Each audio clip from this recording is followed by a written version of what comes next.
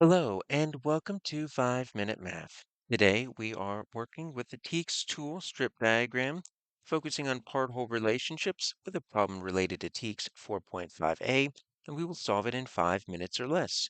If you haven't done so already, please go ahead and take a moment to pause the video, work this problem out on your own, unpause it, and we will look at our answers together. So we have a baker making some cookies and each tray's got 24 cookies and he sells some and now he's got 58 remaining. So we need to find how many the baker sold, and that's represented by C. Well, let's go back and take a look at our problem. So made 6 trays, so this looks like it's part of the whole because that's what we're starting with, our total. But then it's not, that doesn't tell us the number of cookies. We've got 6 trays of cookies, and then each tray holds 24 cookies. So both of these together are going to make, I'm going to just kind of draw this right here. That is going to be our total. But you notice they don't give us the actual. It's in equal groups. So I'm going to draw that right here next to it. It's in equal groups total. So we have to do a little bit of work to figure out how many cookies the baker started with. Then we're selling some. So this is a part. And then we have 58 cookies remaining. This is a part. So we need to find a strip diagram that represents this. And so let's go ahead and build both an equation and a strip diagram as we can use both of those to make sure we're doing it right. So let's start with 6 trays of cookies. Okay. So if I wanted to just build this 6 trays of cookies, let's say I just wanted to do this. I'm going to build like a partial strip diagram, and I'm going to put 6 trays here, and each tray is going to hold 24. So I'm going to have 6 sets of 24 like this. If I can figure out what this is, that's going to be my total. So let's figure out what that is. And what I need to do is I need to do 6 times 24. All right, so let's go ahead and do 6 times 24. And so I will do that right here.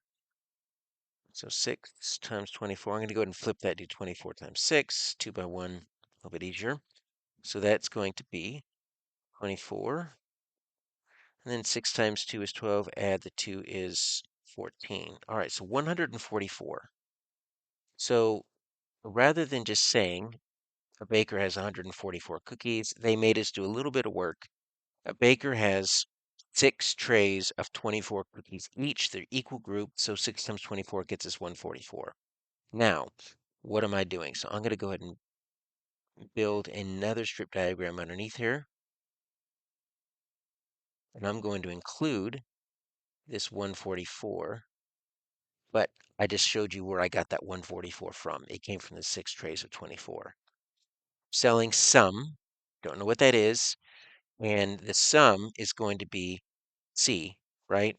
How many cookies the baker sold. So let's just say we sold C. And then now we've got 58 cookies remaining. All right.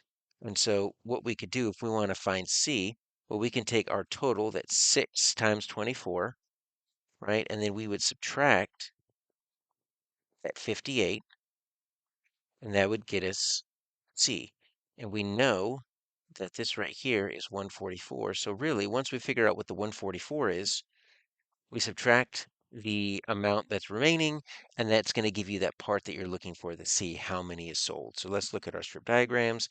And notice I've just got 58 twice here. How does this make sense?